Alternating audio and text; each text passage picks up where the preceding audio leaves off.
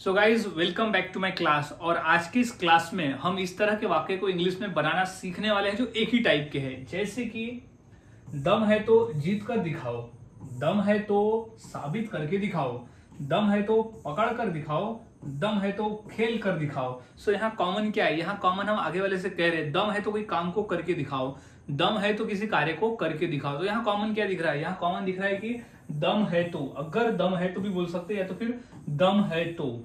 सो आज हम ऐसे ही वाक्य को इंग्लिश में बनाना सिखाने वाला हूं और इतनी आसानी से सीखेंगे कि इस क्लास को पूरा करने के बाद से आप सभी के लिए ऐसे वाक्य को इंग्लिश में बोलना बेहद ही आसान हो जाएगा। और हाँ गाइज, मैंने ऐसे ही 300 इंग्लिश सेंटेंस फॉर्मूला भी तैयार किया है जो ऐसे ही वाक्य को आपको इंग्लिश में बना के देने वाला है, जो कि 300 फॉर्मूलेज है जो अलग अलग सिमिलर वाक्य को आपको बना के देगा। और इसकी मात्र प्राइस है 150 रुपीज और इस नंबर पर आप कांटेक्ट कर सकते हो। और हर फॉर्मूले के साथ में आपको 5 से 6 एग्जाम्पल मिल जाएगा ताकि आप उस फॉर्मूले से वाक्य बनाना आपको आ जाए। तो अब सीखते हैं कि इस तरह के वाक्य को हम इंग्लिश में कैसे बनाते हैं।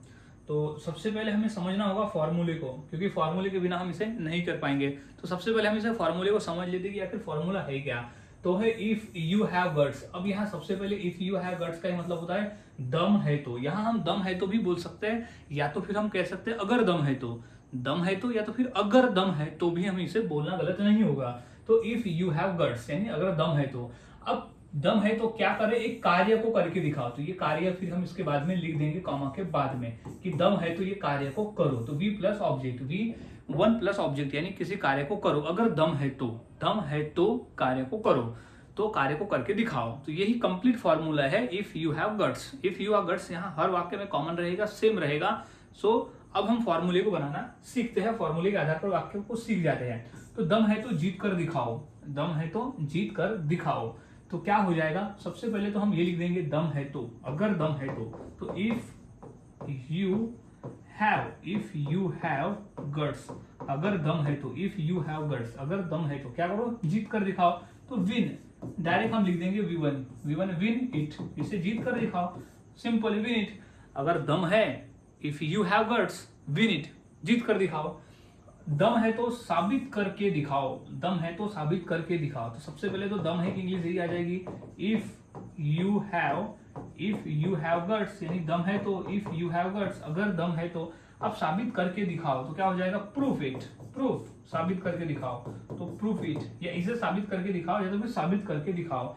तो प्रूफ, अगर दम है तो प्रूफ करो।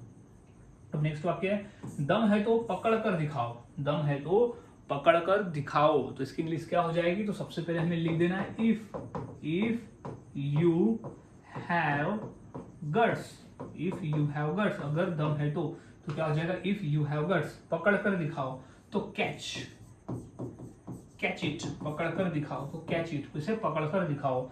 दम है तो पकड़ कर दिखाओ तो catch it, if you have guts. अब है अगर दम है तो, इफ यू हैव गट्स, अगर दम है तो, इफ यू हैव गट्स, क्या है? खेल कर दिखाओ तो play, if you have guts play, खेल कर दिखाओ। तो नॉर्मली हम कह देंगे प्ले, खेल कर दिखाओ, प्ले, अगर गट्स है तो। अब नेक्स्ट है कि दम है तो ये काम पूरा करके दिखाओ, ये काम पूरा करके दिखाओ। तो क्या हो जाएगा? सबसे पहले तो लिख देंगे हम इफ यू हैव गट्स, क्योंकि उसी का मतलब होता है कि दम है तो। इफ यू हैव गट्स यानी अगर दम है तो, इफ यू हैव गट्स, ये काम को पूरा करके दिखाओ तो फिनिश दिस वर्क।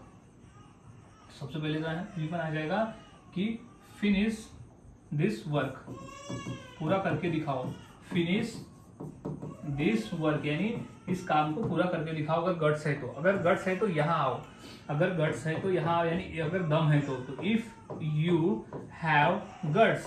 काफी आसान है गाइस, बस इस तरह से लिख देना इफ यू हैव गट्स, यहाँ आओ तो हो जाएगा कम हियर। अगर दम है तो भी हम इसे बोल सकते हैं, और अगर इसे हमें कहना है कि अगर तुम्हें दम है तो यहाँ आओ, और if you have guts come here.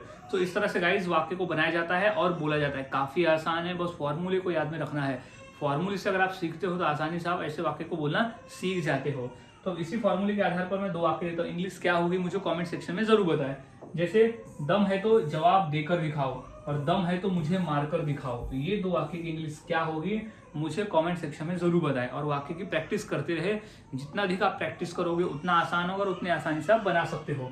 तो आज हमने सीखा कि अगर दम है तो, यानी दम है तो वाले की वाक्य इंग्लिश हम कैसे बना सकते हो, किस तरह से बना सकते हैं, आज हमने सीखा।